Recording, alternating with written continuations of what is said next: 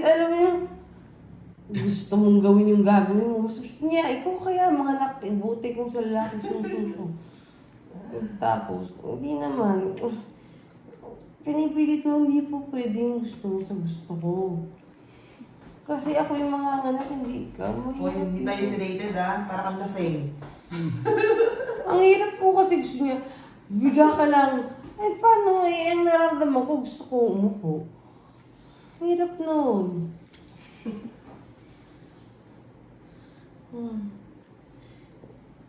Kaya sabi ko, huwag ka na lang magsasalita kasi nangihina ako. Ang hirap nung gusto mo. Ikaw ang mapilit, hindi ako. Mapilit saan ang ginawa nito? Sa lahat mo. Trigo. Sakit na? Sige, push. Sige, diretso mo na to. Diretso, yung uli mo kanina, ang galing. Sige, very good. Diretso mo na to. Diretso na. Diretso, diretso. Diretso. Follow up. Push. Yan, sige, diretso. Ang galing.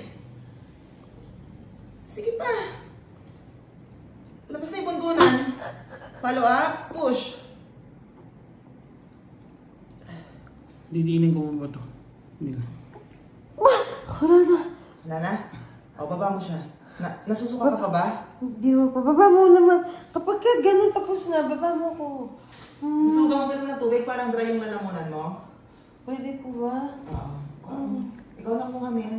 Sige, hindi mo. Sige na. Push mo na.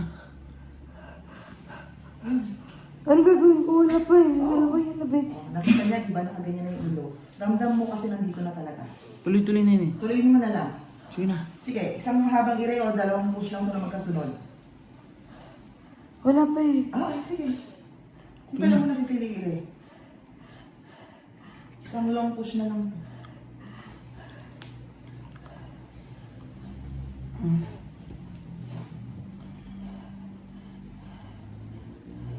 Yan, gumagalaw nga siya pag gumano ka.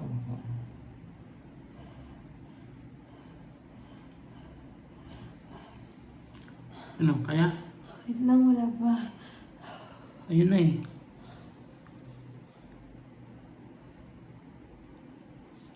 Kaya niya, oh. Ayan, oh. Gumagalaw na, oh.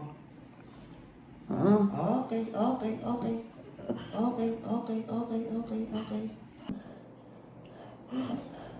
Yan, ano? Wala na lang po, please. Oh my gosh.